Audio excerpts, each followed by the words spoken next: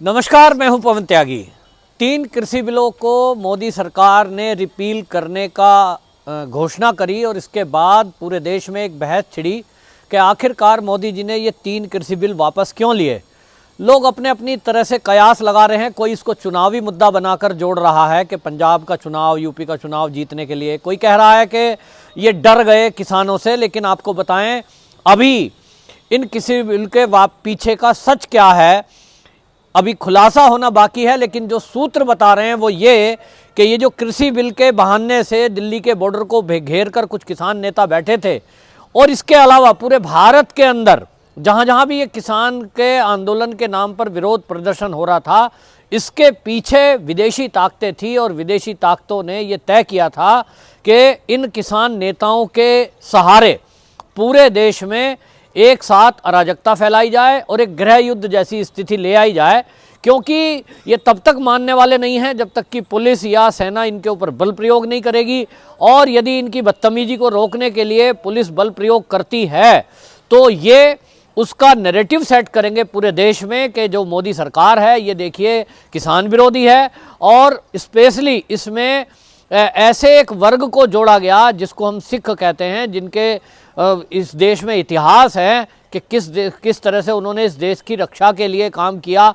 और आज सिख रेजिमेंट भी हमारी सेना में काम करती है। वो इसीलिए कि जो सिख कौम है उसका जो जज्बा है वो हिंदुत्व और इस देश की रक्षा के लिए हमेशा से, उसकी स्थापना ही इसलिए हुई। लेकिन एक साजिश के तहत उस वर्ग को बदनाम करने के लिए पूरी प्लानिंग की गई और विदेशों में बैठे हुए कुछ आकाओं ने करोड़ों रुपए इसके लिए फंडिंग की। पंजाब के अंदर से कुछ लोग इस गांव-गांव में ये अभियान चलाकर और एक खालिस्तानी मूवमेंट को दोबारा से जन्म देने का ये प्रयास करने में लगे रहे। और अभी हाल फिलहाल में आप देखें कि जो किसान नेता हैं, इन किसान नेताओं का क्या बयान आया है। संयुक्त मोर्चे की मीटिंग हुई है और उस घोषणा के बाद पत्रकारों ने जब राकेश टिकैत और चंदूनी से पूछा कि भाई अब तो मोदी जी ने घोषणा कर दी जो आप चाह रहे थे, आप हमेशा ये कहते थे कि मोदी इस मामले में कोई नहीं बोलता। राकेश टिकैत ने सैकड़ों बार टीवी डिबेट में ये कहा है कि अभी तक कृषि बिल कौन होता है, कृषि बिल के ऊपर कृषि मंत्री बोल रहे हैं, राजनाथ सिंह बोल रहे हैं, इनको तो पावर ही नहीं है, पावर तो मोदी के हाथ में है। और मोदी जी ने अभी तक बिल के ऊपर कोई बयान दिया नहीं है। अब मोदी जी ने बयान दे दिया, टीवी पर आकर बोल दिया, नेशनल संबोधन में बोल दिया कि ये बिल वापसी हो जाएंगे। उसके बावजूद भी जब पत्रकार पूछ रहे हैं तो अब क्या आप घर वापसी करेंगे, साफ साफ इन्होंने मना कर दिया, घर वापसी हम नहीं करेंगे। और अभी बताऊं, अभी इन्होंने केवल इतना कहा है कि जब तक सदन में ये प्रस्ताव पास ना हो जाए वापसी का, तब तक हम यहां हैं। लेकिन राकेश टिकैत ने एक कदम और आगे बढ़ के बात जोड़ दी, बोला मुद्दे तो अभी और भी हैं, अभी तो और मुद्दे भी हैं, पूरे हल करवा के जाएंगे। जो 800-900 लोग यहाँ शहीद हुए हैं, यानी जो टेंटों में वहाँ मर गए, जो बॉर्डर एरिया पे और जहाँ जहाँ आंदोलन चल रहे थे, ये कहते हैं जी अभी उन सबको 1-1 करोड़ रुपया दो और उनको 1-1 सरकारी नौकरी दो।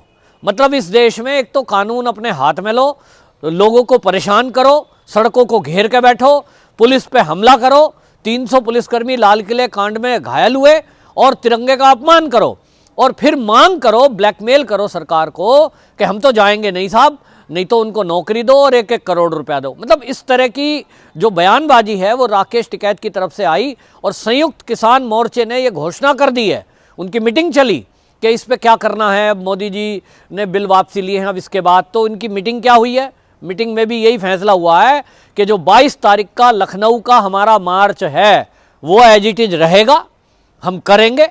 फिर उसके बाद 26 तारीख वाला करेंगे, फिर उसके बाद 29 तारीख वाला करेंगे।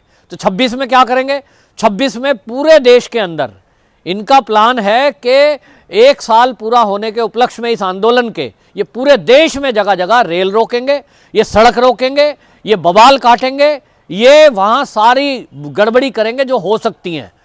और 29 तारीख में क्या करेंगे, कह रहे हैं साहब 29 तारीख में 29 नवंबर को हम ट्रैक्टरों के साथ संसद पर चढ़ाई करेंगे, संसद मार्च करेंगे।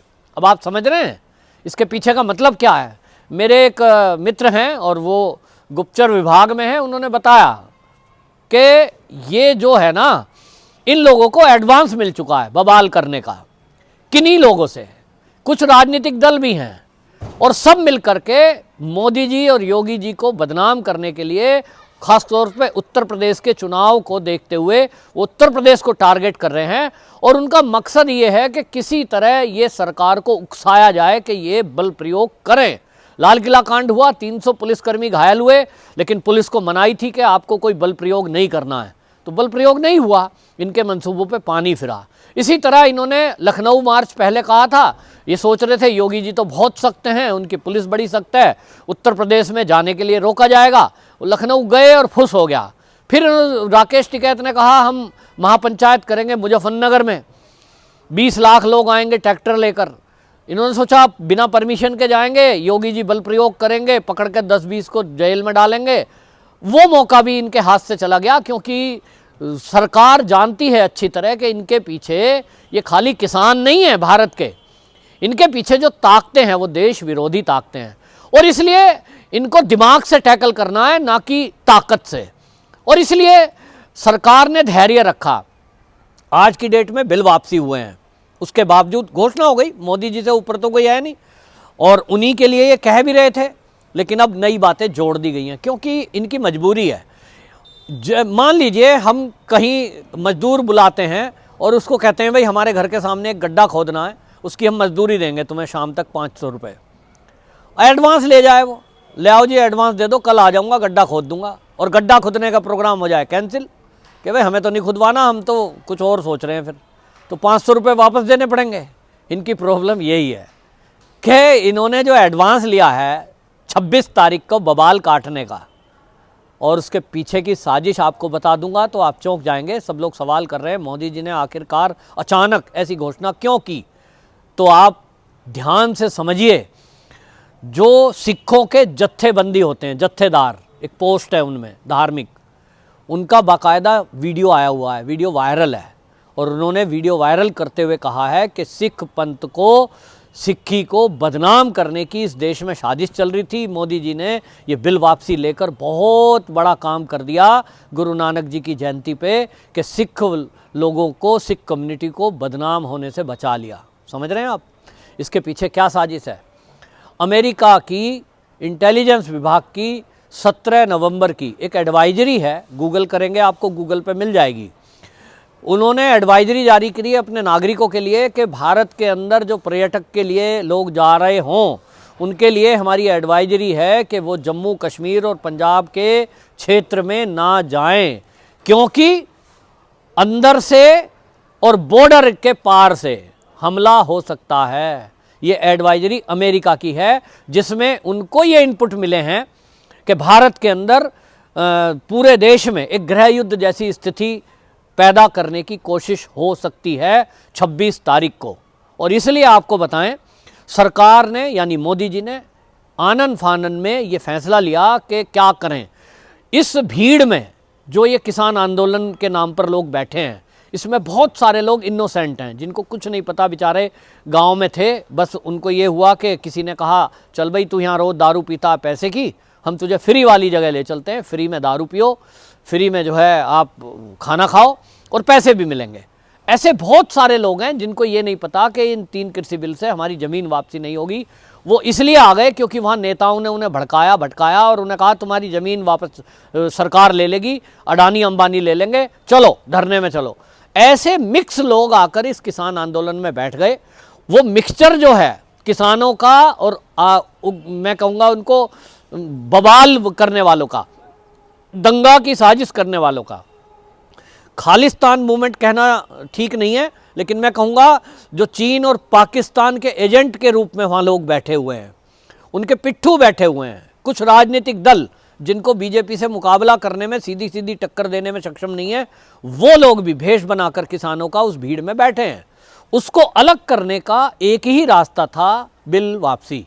आज की डेट में बिल वापसी हुए।